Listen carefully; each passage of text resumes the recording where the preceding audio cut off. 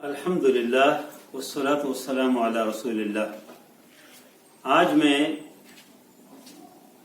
شوال کے اندر جو بہت اہم عمل ہے، سنت عمل ہے،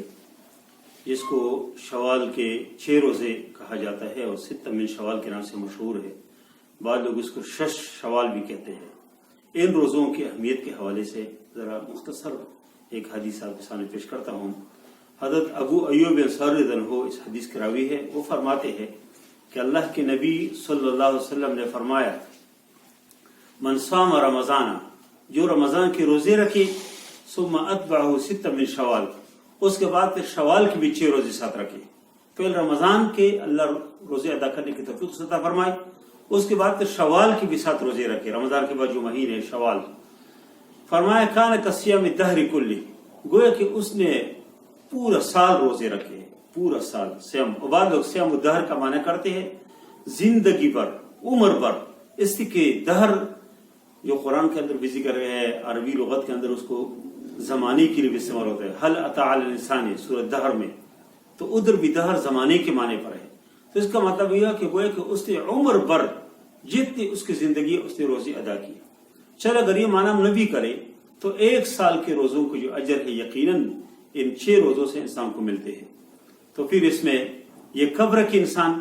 تو یہ پورے مہینے کے اندر رکھ سکتے ہیں۔ بعض لوگوں نے اس کے اندر ایک شرط لگایا، وہ کہتے ہیں کہ یہ روزے ایک بار شروع کر تسلسل کے ساتھ رکھے، لیکن یہ اشتراط من غیر دلیل ہے، بغیر دلیل کی ایک شرط لگاتے ہیں، اس کی کوئی دلیل نہیں ہے۔ اس میں یہ ہے کہ اس پورے مہینے کے اندر جب بھی انسان کو موقع مل جائے وہ روزے رکھے۔ اس میں بہترین یہ ہے کہ انسان جو ہے جو ہی عید کے دن ختم ہو جائے، عید کی ظاہر ہے کہ روزہ نہیں ہے، تو عید کے بعد جب بھی اس کو موقع مل جائے ابھی رکھے، اس لیے کہ فاستبقوا الخیرات کی بات ہے، خیر کے کاموں کے طرف انسان تو جلدی کرے، جلد بازی کرے، خیر کی طرف انسان جلدی متوجہ ہو جائے، جلدی کرے، اس لیے کہ ممکن ہے بعد میں اس کو موقع نہ ملے، ممکن ہے بعد میں بیمار ہو جائے۔ یہ بات اپنی جگہ پر ہے، لیکن یہ کوئی ضروری نہیں ہے۔ یہ انسان جب بھی اس پورے مہینے کا ذوالقعدہ تک جب بھی انسان کو موقع ملے اس کے اندر روزے رکھے، 6 روزے، اس کے بہت زیادہ اجر ہے۔ دوسری بات اس میں یہ ہے کہ اس میں آسانی اس میں ہے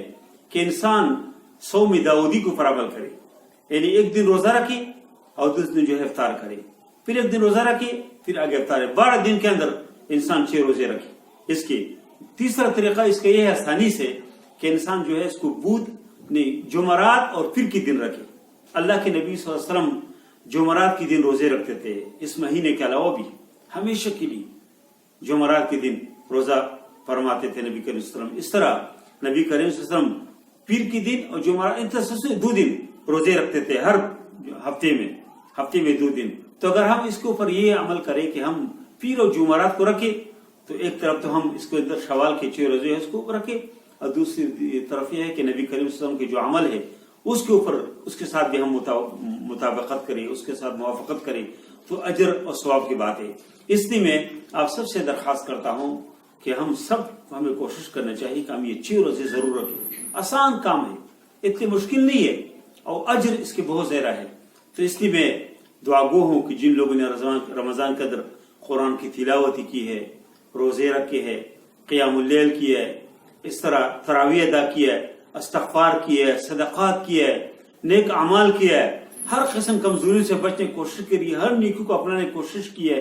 ان تمام نیکیوں کو، ان تمام نیک اعمال کو اللہ تعالیٰ قبول فرمائے، اور رمضان کے اندر ہم سے اگر کوئی کمزوری ہو گئی اللہ تعالیٰ اس کو معاف فرمائے، اور اس شوال کے اندر 6 روزے جو ہے اللہ تعالیٰ ہم سب کو اس کو رکھنے کی توفیق عطا فرمائے۔ اور میں یہ بھی دعا گو ہوں کہ اللہ تعالیٰ جس طرح رمضان کے اندر اللہ نے ہمیں ایک پاک و صاف زندگی نصیب کی، اس رمضان کے بعد بھی جو 11 مہینے ہے اس کے اندر بھی اللہ تعالیٰ میں پاک و صاف زندگی اسلام و شریعت کے مطابق قرآن و حدیث کی روشنی میں رمضان کے طرح پاک و صاف زندگی اللہ تعالیٰ ہم سب کو نصیب فرمائے۔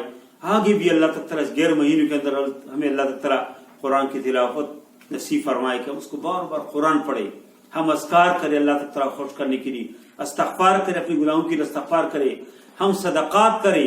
صدقات ہم سے جتنے ہو سکتے ہیں، صدقات سے لوگ خیر کے مال کم ہو جاتے ہیں، کم نہیں ہوتے، مال میں اضافہ ہو جاتے ہیں۔ اس کے ذریعے سے یہ صدقۃ الفطر لوگوں نے ادا کی ہے، اگر کس نے ادا نہیں کیا تو اس کو ایک عام صدقے کی طور پر اس کو ادا کرے، اور جتنے خیر کے کام ہم سے ہو سکتے ہیں ہم وہ کریں، تاکہ اللہ تعالیٰ ہم سب سے خوش ہو، جب ہم موت آ جائے تو موت کے وقت اللہ تعالیٰ میں کلمہ طیبہ نصیب فرمائیں گے. جب ہمیں قبر میں رکھیں گے تو فرشتے ہمارے استقبال کریں گے. قبر تحت نگاہ اللہ تعالیٰ ہم سب کے لیے کشادہ فرمائیں گے. جب نبی کریم صلی اللہ علیہ وسلم کے پاس جائیں گے تو اللہ کے نبی صلی اللہ علیہ وسلم ہمیں اپنے مبارک ہاتھوں سے حوض کوثر کے پانی دیں گے. اللہ تعالیٰ ہمیں اپنے رضا و دیدار نصیب فرمائیں گے. عمل نامہ دائیں ہاتھ پہ اللہ تعالیٰ نصیب فرمائیں گے اور جنت کی وسیع نعمتوں میں اللہ تعالیٰ فرمائیں گے یا عبادی الذین آمنوا، اے ایمان والو داخل ہو جائے، اے میرے بندو فادخلی فی عبادی وادخلی جنتی،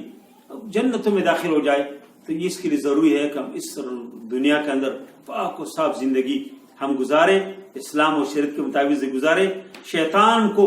خفا کرے اور رحمان بادشاہ کو خوش کرے. اللہ تعالیٰ ہم سب سے راضی ہو. اللہ ہم سب کے نیک اعمال قبول فرمائے اور ہم سب کی کمزوریوں کا لمحہ فرمائے. وصلی اللہ تعالی علی خیر خلقہ محمد و علیہ وسلم اجمعین برحمتہ.